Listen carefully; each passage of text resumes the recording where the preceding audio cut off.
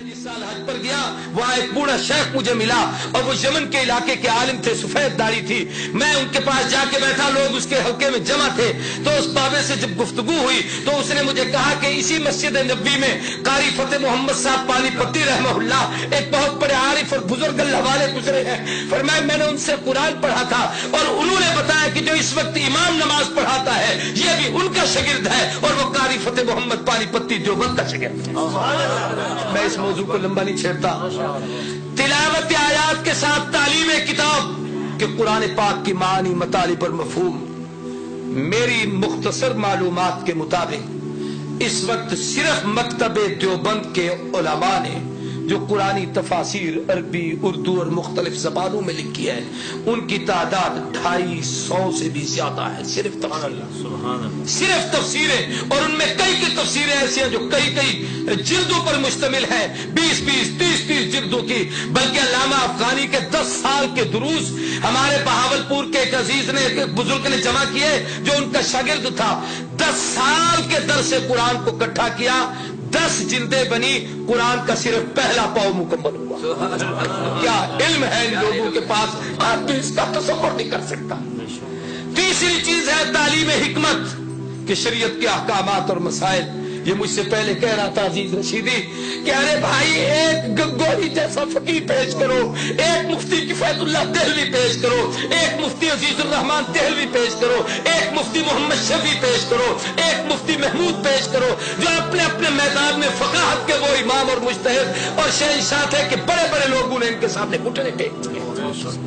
اور میں اگر اس موضوع کو چھیڑوں تو لمبی باتیں ہو جائیں گی. علم تفسیر کی خدمت کی ہے تو ان لوگوں نے، حدیث کی خدمت کی ہے تو ان لوگوں نے، فقہ کی خدمت کی ہے تو ان لوگوں نے، مدارس کا جال بچھایا ہے تو ان لوگوں نے. کسی نے حضرت شیخ الہند مولانا محمود الحسن رحمہ اللہ جو دیوبند کا سب سے پہلا شاگرد تھا، استاد بھی محمود ہے، شاگرد بھی محمود ہے. ایک چھوٹے سے انار کے درخت کے نیچے ایک استاد اور شاگرد بیٹھ کر علم کو سیکھ رہے ہیں. اور شاگرد محمود نے جب وہ محمود حسن بن گئے، علامہ زمان بنے، تو کسی نے کہا حضرت آپ کی کوئی تصنیف تو ہمارے سامنے نہیں آئی، آپ اتنے بڑے علامہ کہلاتے ہیں. فرمایا میاں میری تو ہر میدان میں تفسیر ہے، تو میری تصنیف ہے، کس میدان کی تصنیف دیکھنا چاہتے ہو، کون سی کتاب پڑھنا چاہتے ہو؟ اس نے کہا جی ہم نے تو کوئی نہیں دیکھی. فرمایا میرے قرآن کی تفسیر میں اگر کوئی تصنیف دیکھنا چاہتے ہو شبیر احمد عثمانی کو دیکھ لو، علم حدیث میں میری کوئی تصنیف دیکھنا چاہتے ہو میرے شاگرد انور شاہ کو دیکھ لو، اگر فقاہت میں میری کوئی تصنیف دیکھنا چاہتے ہو میرے عزیز الرحمان اور کفایت اللہ کو دیکھ لو.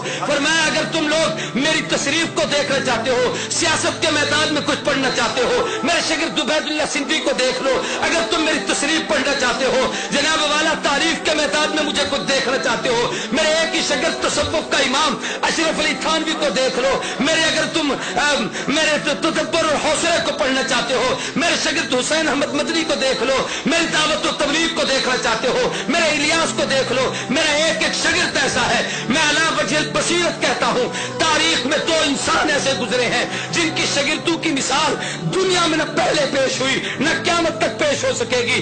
پہلے دور میں امام اعظم نعمان بن ثابت ابو حنیفہ امت کا وہ فقیہ اور مجتہد تھا جس کے شاگرد ایک شاگرد ایسا تھا جس کی مثال دنیا نہیں دے سکی. یا دوسرا شیخ الہند مولانا محمود حسن رحمہ اللہ ہے جن کا ایک شاگرد ایسا ہے جو اپنے زمانے اور اپنے فن کا امام ہے جس کی مثال دنیا میں نہیں. میں اس موضوع کو لمبا نہیں کرتا، میں مختصر بات عرض کرتا ہوں. اور تاریخ میں کہا ایک حدیث ہے بڑی عجیب، مشکات میں علماء بیٹھے ہیں، حضور نے فرمایا قرب قیامت میں یکون فی آخر الزمان امت لہم مثل اجر اولہم. آخر دور میں ایک جماعت آئے گی، وہ پہلوں کے نقش قدم پر چلے گی، ان جیسے کام کرے گی، اللہ ان پچھلوں کو ان جیسا اجر دے گی.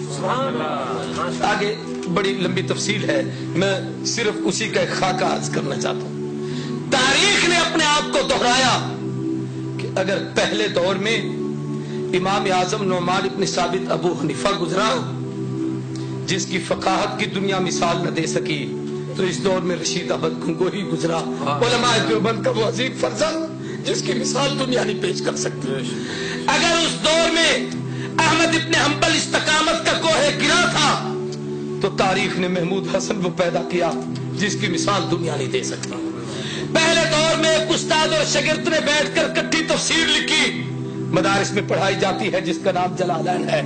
तो अल्लाह ने हमारे अकाबिर में एक उस्ताद और एक शागिर्द, अल्लामा शब्बीर अहमद उस्मानी शागिर्द, शेखुल हिंद मौलाना महमूद हसन उस्ताद और शागिर्द ने बैठकर वो तफसीर लिखी जिसकी मिसाल दुनिया ने पेश कर सकती। मैं कहता हूँ पहले दौर में अगर अल्लाह सलाम करोड़ों जजा अता करे, बुखारी की कब्र पर अल्लाह रहमत नाज़िल करे, इमाम बुखारी ने बुखारी लिखी है तो उसको समझाने के लिए अनवर शाह कश्मीरी ने जो उसकी शरह लिखी है, तारीख में आज तक उस जैसी किताब नहीं आ सकी।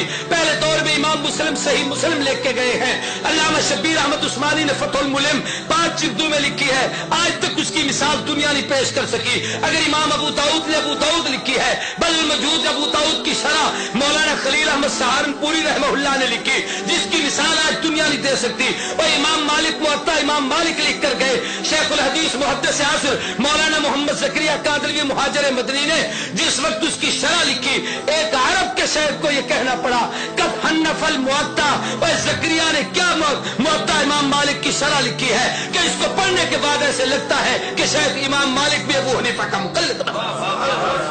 हमारा एक एक आलिम बेमिसाल, एक एक आलिम बाकमाल, एक एक आलिम लाज़िम। मैं ये कह दूं तो बेजानी खुदा की कसम, अगर वहां बुखारी की कब्र से खुशबू आई है तो यहाँ 6 महीने तक लाहौरी की इमामुल औलिया मौलाना अहमद अली लाहौरी की कब्र से, और अब तो हजारों ऐसे हैं जिनकी कब्रों से जन्नत की खुशबू दुनिया में महकी है। अल्लाह ने दिखाया है कि ये वो अहले हक हैं, यही वो लोग हैं, ये वो अल्लाह के बरगुज़ीदा लोग हैं जो पैगंबर के उस मिशन की तकमील कर रहे हैं जिस मिशन के लिए अल्लाह ने अपने नबी को दुनिया में भेजा था। तो मेरे मोहतरम दोस्तों और बुजुर्गों, हम इस पर अपने रब का जितना शुक्रिया अदा करें कम है कि अल्लाह ने हमें ऐसे अकाबिर दिए।